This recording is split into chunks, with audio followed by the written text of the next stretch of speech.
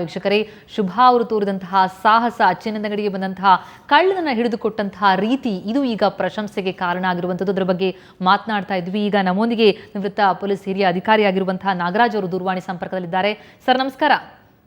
ನಮಸ್ಕಾರ ಸರ್, ಬಹಳಷ್ಟು ಜನ ಕಳ್ಳನನ್ನ ಹಿಡಿದುಕೊಟ್ಟಂತಹ ಅಂಥದ್ದೊಂದು ಅನುಭವ ತಮ್ಮ ಖಂಡಿತವಾಗ್ಲೂ ಇರುತ್ತೆ. ಆದರೆ ಒಬ್ಬ ಗೃಹಿಣಿ ತಮ್ಮ ಚಿನ್ನದಂಗಡಿಗೆ ಬಂದಂತಹ ಕಳ್ಳನನ್ನ ಸಾಹಸ ತೋರಿಸಿ ಹಿಡಿದಿದ್ದಾರೆ. ಏನಂತೀರಿ ಸಾಹಸಕ್ಕೆ ಅಂತ? ನಿಜವಾಗ್ಲೂ ಮೆಚ್ಚಬೇಕಾಗಿದ್ದೆ. ಯಾಕಂದ್ರೆ ಕರ್ನಾಟಕ ಮಹಿಳೆಯರ ಒಂದು ಸಾಹಸಕ್ಕೆ ಏನು ಒಳ್ಳೆ ಇತಿಹಾಸ ಇದೆ. ನಿಜ. ಅದನ್ನ ನಿಜವಾಗ್ಲೂ ಅವರು ಪ್ರತಿಬಿಂಬಿಸಿದ್ದಾರೆ. ಮತ್ತೆ ಅವರಿಗೆ ನನ್ನ ವೈಯಕ್ತಿಕವಾಗಿ ನನ್ನ ಅಭಿನಂದನೆಗಳು. ಈ ತರ ಮಹಿಳೆಯರು ಮುಂದೆ ಇನ್ನೂ ಜಾಸ್ತಿ ಬರ್ಬೇಕಂತ ನನ್ನ ಆಸೆ. ಏನೇ ಆಗ್ಲಿ, ಇದು ಪುರುಷರು ಮಾಡುವಂತ ಕೆಲಸನ ಮಹಿಳೆ ಮಾಡಿದಾಳೆ ಅಂದ್ಮೇಲೆ ಅದು ಈ ಕಾಲದಲ್ಲಿ ಎಲ್ಲದಕ್ಕೂ ಎದುರ್ತಾರೆ. ವೆಪನ್ ಇರ್ಬೋದು, ಇನ್ನೊಂದಿರ್ಬೋದು ಅಂತ. ನಿಜ. ಹಾಗೆ ಸೆಲ್ಫ್ ಡಿಫೆನ್ಸ್ ಒಂದು ಮೆಕ್ಯಾನಿಸಮ್ ಅದನ್ನ ಅಳವಡಿಸ್ಕೊಂಡ್ರೆ ಎಲ್ಲಾರು ಬಹಳನೇ ಒಳ್ಳೇದು. ಕ್ರೈಮ್ಸ್ ಕೂಡ ಪ್ರಿವೆಂಟ್ ಮಾಡಬಹುದು. ಧನ್ಯವಾದಗಳು ನಾಗರಾಜ್ ಅವರೇ ಸುವರ್ಣ ನ್ಯೂಸ್ನೊಂದಿಗೆ ಮಾತನಾಡಿದ್ದಕ್ಕೆ. ಒಬ್ಬ ಹಿರಿಯ ಪೊಲೀಸ್ ಅಧಿಕಾರಿ, ನಿವೃತ್ತ ಪೊಲೀಸ್ ಅಧಿಕಾರಿ ಮಾತನಾಡ್ತಾ ಇದ್ರು ನಾಗರಾಜ್ ಅವರು ಕೂಡ ಪ್ರಶಂಸಿಸ್ತಾ ಇದ್ರು. ಅಂದ್ರೆ ಎಲ್ಲೋ ಒಂದು ಕಡೆ ಪೊಲೀಸರ ಕಾರ್ಯ ಕೂಡ ಸ್ವಲ್ಪ ಕಡಿಮೆ ಮಾಡಿದ್ರ ಅಂತ. ಕಳ್ಳನನ್ನ ತಾವು ಆಮೇಲೆ ಕಂಪ್ಲೇಂಟ್ ಕೊಟ್ಟು ಅವ್ರು ಹೋಗಿ ಹುಡುಕಿ, ಯಾಕಂದ್ರೆ ಅದು ಬಹಳ ಕಷ್ಟ ಅಂತಹ ಸನ್ನಿವೇಶದಲ್ಲಿ. ಆದರೆ ಎದುರುಗಡೆ ಇದ್ದಂತಹ ಕಳ್ಳನನ್ನ ಆ ಸಂದರ್ಭದಲ್ಲಿ ಹಿಡಿದುಕೊಟ್ಟಂಥದ್ದು ಇದೆಯಲ್ಲ, ಅದು ಅವ್ರ ಕೆಲಸನೂ ಸ್ವಲ್ಪ ಸುಲಭ ಆಗಿಸಿರುತ್ತೆ ಅಂತ ಅನ್ಸುತ್ತೆ. ಏನನ್ಸುತ್ತೆ? ಅವ್ರ ಕೆಲಸನೂ ಕಮ್ಮಿ ಆಯ್ತು, ಪ್ಲಸ್ ಕಳ್ಳ ಓಡೋಗಿದ್ರೆ ನಮಗೆ ಸಿಕ್ತಿದ್ನೋ ಇಲ್ವೋ. ನಿಜ. ಅವನು ಹೋಗ್ತಿದ್ದ, ನಮ್ದು ಐಟಮು ಹೋಗ್ತಿತ್ತು. ಹೌದು, ಎಲ್ಲ ಎರಡನ್ನೂ ಉಳಿಸ್ದೆ ಅಂತ ಅನ್ಸುತ್ತೆ. ಹೌದು. ಏನಂದ್ರು ತಾವು ಸ್ಟೇಷನ್ಗೆ ಹೋದ್ರಿ, ಮಾತನಾಡ್ದಾದ್ರೆ ಪೊಲೀಸ್ ಬಂದಿದ್ರು ತಮ್ಮಲ್ಲಿ, ಏನ್ ಮಾತುಕತೆ ನಡೀತು, ಏನಂದ್ರು ಅವರೆಲ್ಲ? ಅವರು ಸ್ವಲ್ಪ ಇದಾಗ ಮಾತಾಡಿದ್ರು, ಖುಷಿ ಆಯ್ತು. ಏನು ಭಯ ಪಡಬೇಡಿ, ಏನೂ ಆಗಲ್ಲ, ಒಂದು ಕಂಪ್ಲೇಂಟ್ ಕೊಡಿ, ಕೇಸ್ ಆಗುತ್ತೆ, ನಿಮ್ಗೇನು ಪ್ರಾಬ್ಲಮ್ ಆಗಲ್ಲ ಅಂತೆಲ್ಲ ಇದು ಮಾಡಿದ್ರು. ಖುಷಿ ಆಯ್ತು. ಅದು ಎಲ್ಲ ಕಡೆಯಿಂದಲೂ ಒಳ್ಳೆ ಸ್ಪಂದನೆ ಸಿಕ್ತು ತಮಗೆ. ಎಸ್ ಜಗದೀಶ್ ಅವರೇ, ಬಹುಶಃ ನಾವು ಅದೇ ಮಾತಾಡ್ದಾಗೇನೆ ಪೊಲೀಸರ ಕೆಲಸ ಸ್ವಲ್ಪ ಕಡಿಮೆ ಮಾಡಿದ್ದಾರೆ ತಮ್ಮ ಪತ್ನಿ ಅಂತ. ಹೌದು, ಖಂಡಿತ ಕಡಿಮೆ ಮಾಡಿದ್ದಾರೆ. ಜೊತೆಗೆ ಅವನ್ನ ನಾವು ಹಿಡಿದಿರೋದ್ರಿಂದ ನಮ್ದು ಸೇವ್ ಆಯ್ತು. ಜೊತೆಗೆ ಅವನೇನಾದ್ರೂ ಬೇರೆ ಮುಂಚೆ ಯಾವ್ದಾದ್ರು ಬೇರೆ ಕೆಲಸ, ಬೇರೆ ಈ ತರ ಏನಾದ್ರು ಥೆಫ್ಟ್ ಮಾಡಿದ್ರೆ ಆ ಕೇಸ್ಗಳು ಅವ್ರಿಗೆ ಐಡಿಯಾ ಇದು ಮಾಡೋದಕ್ಕೆ ಅದರದೇ ಬ್ಯಾಕ್ ಗ್ರೌಂಡ್ ಇದ್ರೆ ಅದು ಕೂಡ ಇವಾಗ ಸಿಕ್ಕುತ್ತೆ. ಅದೊಂದು ಹೆಲ್ಪ್ ಕೂಡ ಮಾಡಿದ್ದಾರೆ ಅಂತ ಅನಿಸ್ತಾ ಇದೆ. ಡಬಲ್ ಹೆಲ್ಪ್ ಆಗಿದೆ ಅಂತ. ಡಬಲ್ ಹೆಲ್ಪ್ ಆಗ್ತಾ ಇದೆ, ನಮ್ದು ಸೇವ್ ಆಗಿದೆ, ಜೊತೆಗೆ ಪೊಲೀಸ್ ಮಾಡೋ ಕೆಲಸನೂ ಅವ್ರಿಗೆ ಈಸಿ ಆಯ್ತು ಅಂತ ನಾವು ಅನ್ಕೋತೀವಿ. ಅವನ ಹತ್ರ ಇವಾಗಲೇ 2 ಗಿರ್ವಿ ಇಟ್ಟಿರೋದು ಐಟಮ್ ಚೀಟಿ ಸಿಕ್ಕಿದೆ ಅಂತ, ಬೇರೆ ಕಡೆ ಇಟ್ಟಿರೋದು. ಅದೇ ಆತರ ಕಳ್ಳತನದ ಹಿನ್ನೆಲೆ ಇದ್ದವನ, ಅದ್ರ ಬಗ್ಗೆ ಏನಾದ್ರು ಗೊತ್ತಾಗಿದ್ಯಾ? ಇಲ್ಲ, ಅದ್ರ ಬಗ್ಗೆ ನಮಗೇನು ಗೊತ್ತಿಲ್ಲ. ಬಟ್ ಪೊಲೀಸ್ ಅವ್ರು ಹೇಳಿದ್ದು ಅವ್ನ ಜೇಬಲ್ಲಿ ಆತರ ಪ್ಲೆಡ್ಜ್ ಮಾಡಿರೋದು ಸ್ಲಿಪ್ಸ್ ಇತ್ತೆ 2 ಅಂತ ಹೇಳ್ತಾ ಇದ್ರು. ಓಕೆ. ಬಹಳಷ್ಟು ವಿಚಾರಗಳು ತಾವು ಹೇಳಿದಂಗೆ ಇದೆಲ್ಲ ಗೊತ್ತಾಗ್ತಾ ಇದೆ ಅಂತ. ಗೊತ್ತಾಗ್ತಾ ಇದೆ. ಅಕಸ್ಮಾತ್ ಅವ್ರೇನಾದ್ರು ಮುಂಚೆ ಇದೇ ತರ ಏನಾದ್ರು ಕೆಲಸ ಮಾಡಿದ್ರೆ ಕಳ್ಕೊಂಡಿರೋರ್ಗಾದ್ರೂ ಈ ಕಡೆ ಈ ರೀತಿಯಿಂದ ಸಿಗ್ಬೋದು ಅಂತ ನಾನು ಅನ್ಕೋತೀನಿ. ನಿಜ ನಿಜ. ಎಲ್ಲೋ ಒಂದ್ ಕಡೆ ಕಳ್ಳನಿಗೂ ಒಂದ್ ಸ್ವಲ್ಪ ಒಂದು ಪಾಠ ಆಗಿರುತ್ತಾ ಅಂತ. ಯಾಕಂದ್ರೆ ಆಗ್ಲೇ ನಾವು ಮಾತನಾಡ್ದಾಗೇನೆ, ಯಾಕಂದ್ರೆ ಒಂಟಿ ಮಹಿಳೆ, ಮಗು ಇದೆ, ಬಹುಶಃ ಗಮನ ಅಲ್ಲಿ ಹೋಗ್ಬೋದು, ತಾನೇ ಇಂತಹ ಒಂದು ಅವಕಾಶವನ್ನು ಬಳಸ್ಕೊಳ್ಬೋದು. ಈ ಥರದೆಲ್ಲ ಅಡ್ಡದಾರಿಯ ಯೋಚನೆಗಳು ಯಾರ ಮನಸ್ಸಲ್ಲಿ ಬರುತ್ತೋ ಅನ್ಕೊಂಬೇಡಿ, ಅಲಕ್ಷ್ಯ ಮಾಡಬೇಡಿ ಮಹಿಳೆ ಅಂತ ಅನ್ನೋದನ್ನ ಆ ಒಂದು ದಿಟ್ಟತನದ ಉತ್ತರ ಕೊಟ್ಟಿದ್ದೀರಾ ಅಂತ ತಾವು. ಹೌದು, ಅವ್ನು ಅನ್ಕೊಂಡ್ ಬಂದಿದ್ದೆ ಮೇನ್ ಅದು. ಆರಾಮಾಗಿ ಎತ್ಕೊಂಡು ಹೋಗ್ಬಿಡ್ಬೋದು ಅನ್ನೋ ಇದ್ರಲ್ಲೇ ಬಂದಿದ್ದಾನೆ. ಆದ್ರೆ ಅವ್ನಿಗಾಗಿಲ್ಲ, ಅದು ಆಗಿಲ್ಲ ಅಂತ ಅಂತೀರಿ. ಎಸ್, ಬಹಳಷ್ಟು ಮಹಿಳೆಯರಿಗೆ ಕೂಡ ಇದು ಒಂದು ರೀತಿಯಲ್ಲಿ ಬಲವನ್ನ ತಂದ್ಕೊಟ್ಟಿದೆ. ನಾನು ಆಗ್ಲೇ ಹೇಳಿದಾಗೆ ಒಬ್ರು ಕಾಲರ್ ಇದ್ದಾರೆ, ನಂದಿನಿ ಅಂತ. ಮೇಡಮ್ ನಮಸ್ಕಾರ. ನಮಸ್ತೆ ಮೇಡಮ್. ಹೇಳಿ ನಂದಿನಿ ಅವರೇ. ನಾನು ನಿನ್ನೆ ಅದನ್ನ ವಿಜುವಲ್ಸ್ ನೋಡಿದೆ ಟಿವಿಲಿ, ತುಂಬಾ ಖುಷಿ ಆಯ್ತು. ಇತ್ತೀಚಿನ ದಿನಗಳಲ್ಲಿ ಹೆಣ್ಮಕ್ಳು ಈ ರೀತಿ ಮಾಡೋದು ತುಂಬಾ ಅಪರೂಪ, ಹೆದರ್ಕೊಳ್ತೀವಿ. ಅಂತದ್ರಲ್ಲಿ ಇವರು ತುಂಬಾ ಧೈರ್ಯದಿಂದ ಹೋಗಿ ಹಿಡ್ದಿರೋದು ತುಂಬಾ ಖುಷಿ ಕೊಟ್ಟಿದೆ. ಅವ್ರ ಜೊತೆ ನಾನು ಮಾತಾಡ್ಬೇಕಿತ್ತು. ಖಂಡಿತವಾಗ್ಲೂ. ಶುಭ ಅವರಿದ್ದಾರೆ, ಶುಭ ಅವರೇ ಮಾತನಾಡಿ. ನಂದಿನಿ ಅಂತ ಕಾಲ್ ಮಾಡಿದ್ದಾರೆ.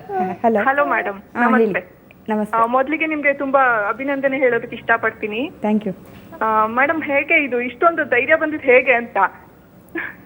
ಅಂದ್ರೆ ನಮ್ದು ವ್ಯಾಪಾರನೇ ಅದಾದ್ರಿಂದ ಮೈಂಡ್ ಸೆಟ್ ಆಗ್ಬಿಟ್ಟಿರುತ್ತೆ, ಅದಕ್ಕೆ ಅಲರ್ಟ್ ಆಗಿರ್ಬೇಕು ಅನ್ನೋದು. ಆಮೇಲೆ ನಮ್ಮ ಯಜಮಾನ್ರು ಅವಾಗವಾಗ ಹೇಳ್ತಿದ್ರು, ಯಾರೇ ಬಂದ್ರೂ ಅಲರ್ಟ್ ಆಗಿರ್ಬೇಕು, ಯಾರು ಹೆಂಗೆ ಅಂತ ಏನು ಹೇಳೋಕ್ಕಾಗಲ್ಲ, ಯಾರು ಬಂದ್ರೂ ನಮ್ಮ ಇದ್ರಲ್ಲಿ ನಾವು ಇರಬೇಕು ಅನ್ನೋದು ಅವರು ಹೇಳಿದರು.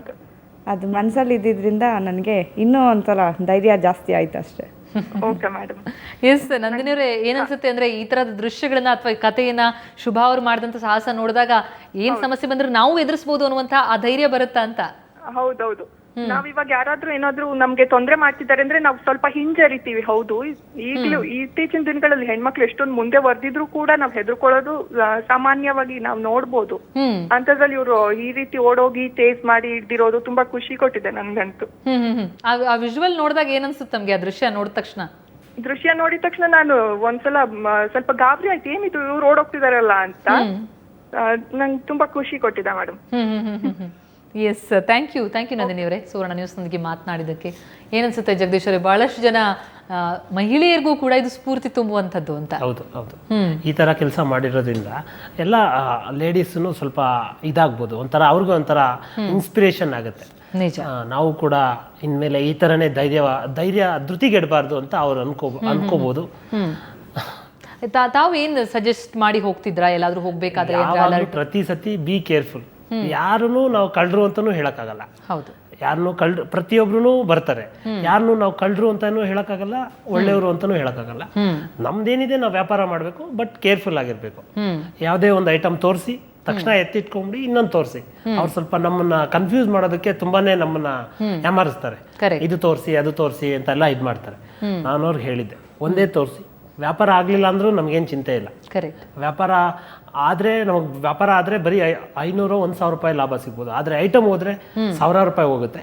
ವ್ಯಾಪಾರ ಆಗದಿದ್ರು ಪರವಾಗಿಲ್ಲ, ಜಸ್ಟ್ ಅಟೆಂಡ್ ಮಾಡಿ. ನಿಮ್ಗೆ ಅನುಮಾನ ಬಂತಾ ಇಲ್ಲ ಅಂತ ಹೇಳಿ ವಾಪಸ್ ಕಳಿಸ್ಬಿಡಿ. ನಿಮ್ಗೆ ಅನುಮಾನ ಬಂದ ತಕ್ಷಣ ವಾಪಸ್ ಕಳಿಸಿ ಅಂತಾನೆ ಹೇಳ್ಬಿಟ್ಟು ಹೋಗ್ತಾ ಇದ್ದಾರೆ. ಎಲ್ಲೋ ಒಂದ್ ಕಡೆ ಶುಭ ಅವರಂದ್ರೆ ಸೇಫ್ಟಿ ಮೆಜರ್ಸ್ ತೆಗೆದುಕೊಳ್ಳುವಂಥದ್ದು ಅಂದ್ರೆ ಯಾವುದೇ ಒಂದು ಚಿನ್ನದ ಅಂಗಡಿ ಅಥವಾ ಈ ತರದ ವ್ಯಾಪಾರ ಅಂದಾಗ ಬಹಳ ಪ್ರಮುಖ ಆಗುತ್ತೆ.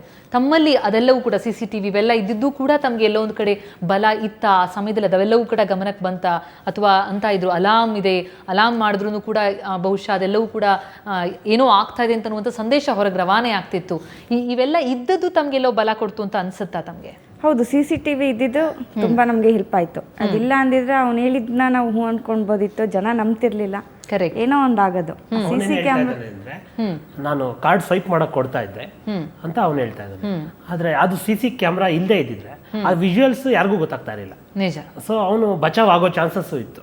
ಸೊ CC ಕ್ಯಾಮ್ರಾದಲ್ಲಿ ನೋಡಿ ಅವನು ಓಡೋಗ್ತಾ ಇರೋದು, ಎಸ್ಕೇಪ್ ಆಗಿ ವೈಫ್ ಹೋಗಿ ಹಿಡಿದಿರೋದು, ಕ್ಯಾಚ್ ಮಾಡಿರೋದು, ಅದು ಬಿದ್ದು ನನಗೆ ಬೇಜಾರಾಗೋದೇನಂದ್ರೆ ಸ್ಟೇರ್ ಕೇಸ್ ಮೇಲೆ ಎಳ್ಕೊಂಡು ಹೊಟ್ಟೋಗ್ತಾನೆ ಬಿದ್ರೂ, ತುಂಬಾನೇ ಬೇಜಾರಾಗುತ್ತೆ.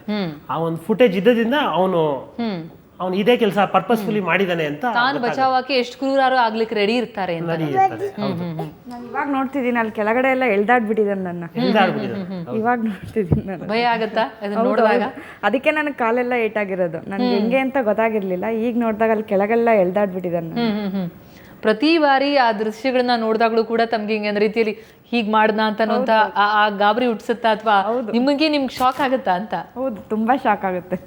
ಆ ಟೈಮಲ್ಲಿ ನನ್ಗೇನೂ ಗೊತ್ತಾಗಿಲ್ಲ ಈ ತರ ಮಾಡ್ದೆ. ಆಮೇಲೆ ನೋಡಿದ್ಮೇಲೆ ಪರವಾಗಿಲ್ಲ ಮಾಡಿದೀನಿ ಅನ್ನೋದು ಖುಷಿ ಆಯ್ತು.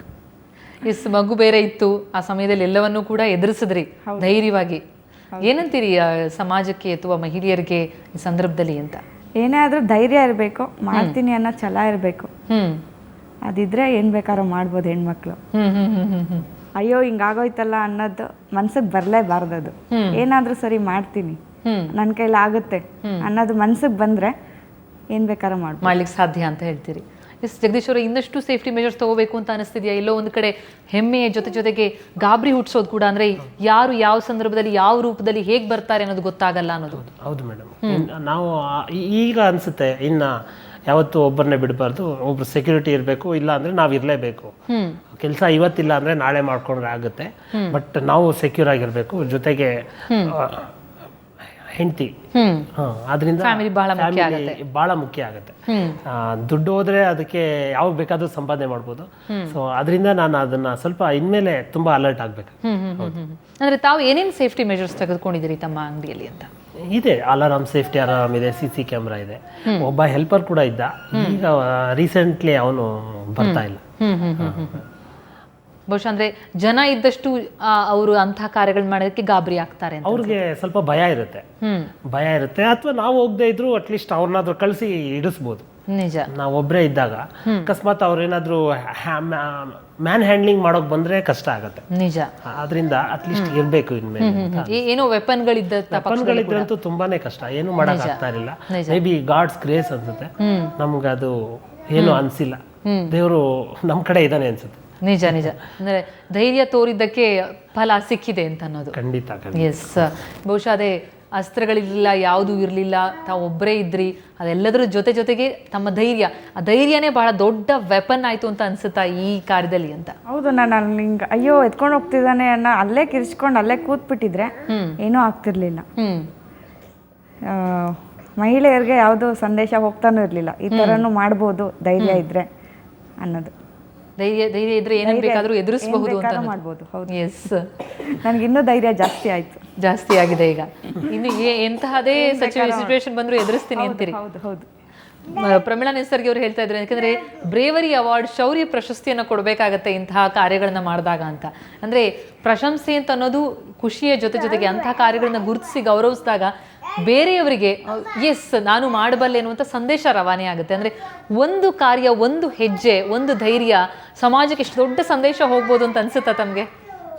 ಹೌದು, ಈಗ ಆಗಿರೋದೇ ನನಗೆ ಈ ಥರ ಆಯ್ತಲ್ಲ ಅನ್ನೋದು ತುಂಬಾ ಖುಷಿಯಾಗಿದೆ. ಈ ಥರ ಒಂದು ಸ್ವಲ್ಪನೂ ನಾನು ಯೋಚನೆ ಮಾಡಿರಲಿಲ್ಲ, ಈ ಥರ ಮಾಡ್ತೀನಿ, ಈ ಥರ ಆಗುತ್ತೆ. ತುಂಬಾ ಖುಷಿ ಆಗ್ತಾ ಇದೆ.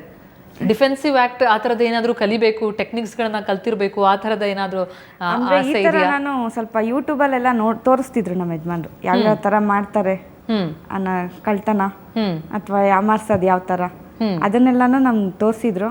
ಅದು ಎಲ್ಲ ಸ್ವಲ್ಪ ಐಡಿಯಾ ಇತ್ತು. ಅವೆಲ್ಲ ಅದು ಇಲ್ಲಿ ಸಹಾಯ ಆಯ್ತು. ಹೌದು, ಎಲ್ಲೋ ಒಂದ್ ಕಡೆ ಅಂದ್ರೆ ಡಿಫೆನ್ಸಿವ್ ಟೆಕ್ನಿಕ್ಗಳನ್ನ ಕಲ್ತಿಟ್ಕೊಳ್ಳುವಂಥದ್ದು ಯಾವ ಸಂದರ್ಭದಲ್ಲಿ ಹೇಗೆ ಅಂತ ಹೇಳೋದಕ್ಕಾಗಲ್ಲ, ಬಹಳ ಪ್ರಮುಖನ ಅಂತ. ಖಂಡಿತ ಅದು ನಾನು ಯಾವಾಗ್ಲೂ ನೋಡ್ಕೋತಾ ಇದ್ದೆ, ನೆಟ್ ಆನ್ ಮಾಡ್ಕೊಂಡು ಯಾವ್ಯಾವ ತರ ಬರ್ತಾರೆ ವಿಜುವಲ್ಸ್ ಅದೆಲ್ಲ ನೋಡ್ತಾ ಇದ್ದೆ, ನೋಡ್ಬಿಟ್ಟು ತೋರಿಸ್ತಾ ಇದ್ದೆ. ಯಾಕೆ ನೋಡಿ ಈ ತರ ಎಲ್ಲ ಇರ್ತದೆ, ಈ ಎಲ್ಲಾ ತರದಲ್ಲೂ ನಮ್ಮ ಎಚ್ಚರಿಕೆ ನಾವು ಇರಲೇಬೇಕು. ಖಂಡಿತ. ವ್ಯಾಪಾರ ಅದು ಒಂದೇ ದೃಷ್ಟಿ ಅಲ್ಲ, ವ್ಯಾಪಾರ ಒಂದೇ ಆದ್ರೆ ಸಾಕು ಅನ್ನೋ ದೃಷ್ಟಿ ಅಲ್ಲ, ನಮ್ಮ ಸೇಫ್ಟಿನೂ ನಾವು ನೋಡ್ಕೋಬೇಕು ಅಂತ ಅದನ್ನ ನಾನು ತೋರಿಸಿ ಹೇಳ್ಕೊಡ್ತಾ ಇದ್ದೆ. ಅದು ಇಲ್ಲಿ ಸಹಾಯಕ್ಕೆ ಬಂತು, ಸಹಾಯ ಆಯ್ತು ಅಂತ ಅನ್ಸುತ್ತೆ. ಬಟ್ ನನಗೆ ನನ್ನ ಜೊತೆಗೆ, ನನ್ನ ವ್ಯಾಪಾರದ ಜೊತೆಗೆ ಮನೆನೂ ನೋಡ್ಕೊಂಡು ನನಗೂ ಸಪೋರ್ಟ್ ಮಾಡ್ತಾ ಇದ್ದಾಳೆ ಅಂದ್ರೆ ತುಂಬಾನೇ ಹೆಮ್ಮೆ ಅನ್ಸುತ್ತೆ. ಈ ವಿಚಾರದಲ್ಲಿ ಅವಳನ್ನ ನಾನು ತುಂಬಾ ಅಪ್ರಿಸಿಯೇಟ್ ಮಾಡ್ತೀನಿ. Yes, thank you so much Jagadish ಅವರೇ. ಹಾಗೇನೆ ಶುಭ ಅವರೇ, ಧನ್ಯವಾದಗಳು ತಮಗೂ ಕೂಡ ಚರ್ಚೆಯಲ್ಲಿ ಭಾಗಿಯಾಗಿದ್ದಕ್ಕೆ. ಈ ಥರದ ಸಾಹಸ ತಾವು ಯಾವಾಗಲೂ ತೋರಲಿ, ಆದರೆ ಯಾವುದೇ ಸಮಸ್ಯೆಗಳು ತಮಗೆ ಬರದೇ ಇರಲಿ, ಇನ್ನಷ್ಟು ತಾವು ಸಮಾಜಕ್ಕೆ ಸ್ಫೂರ್ತಿಯಾಗುವಂತಹ ಕಾರ್ಯದಲ್ಲಿ ತೊಡಗಿಸ್ಕೊಳ್ಳಿ ಅಂತ ಆಶಿಸ್ತೀನಿ. ಥ್ಯಾಂಕ್ ಯು ಸೋ ಮಚ್ ತಮಗೂ ಕೂಡ ಚರ್ಚೆಯಲ್ಲಿ ಭಾಗಿಯಾಗಿದ್ದಕ್ಕೆ. ಎಸ್ ವೀಕ್ಷಕರೇ, ನಿಜಕ್ಕೂ ಕೂಡ ಭಲೆ ಶುಭ ಭಲೆ ಅಂತ ಹೇಳಲೇಬೇಕಾಗತ್ತೆ. ಯಾಕಂದರೆ ಬಂದಂತಹ ಸನ್ನಿವೇಶವನ್ನು ಬಹಳ ಧೈರ್ಯದಿಂದ, ದಿಟ್ಟತನದಿಂದ ಎದುರಿಸಿದ್ದಂಥಕ್ಕೆ ಅವರಿಗೆ ಫಲವಾಗಿ ಸಿಕ್ಕಿದ್ದು ಕೇವಲ ಅವರ ಹೋಗ್ತಾ ಇದ್ದಂತಹ ಚಿನ್ನ ಅಷ್ಟೇ ಅಲ್ಲ, ಆ ಕಳ್ಳನನ್ನು ಹಿಡಿಯುವಲ್ಲಿ ಕೂಡ ಅವರು ಸಫಲರಾಗಿದ್ದಾರೆ. ಈ ಒಂದು ಹೆಜ್ಜೆ ಇಡೀ ಸಮಾಜಕ್ಕೆ ಒಂದು ಉತ್ತಮವಾದಂತಹ ಸಂದೇಶವನ್ನು ರವಾನಿಸ್ತಾ ಇರುವಂಥದ್ದು. ಮಹಿಳೆ ಧೈರ್ಯ ತೋರದಲ್ಲಿ, ಧೈರ್ಯ ಮಾಡದಲ್ಲಿ ಯಾವುದೇ ಸಮಸ್ಯೆಯನ್ನು ಬೇಕಾದರೂ ದಿಟ್ಟತನದಿಂದ ಎದುರಿಸಲಿಕ್ಕೆ ಸಾಧ್ಯ ಅನ್ನೋದಕ್ಕೆ ಶುಭಾ ಅವರ ಈ ಸ್ಟೋರಿಯೇ ಸಾಕ್ಷಿಯಾಗುತ್ತೆ. ಹಾಗಾಗಿ ಧೈರ್ಯವಾಗಿರಿ, ಸಮಸ್ಯೆಯನ್ನು ಎದುರಿಸೋದಕ್ಕೆ ದಿಟ್ಟತನವನ್ನು ತೋರಿ ಮಹಿಳೆಯರೇ ಅಂತ ಹೇಳ್ತಾ ಈ ಚರ್ಚೆಯನ್ನು ಮುಗಿಸ್ತಾ ಇದ್ದೀನಿ. ನಮಸ್ಕಾರ.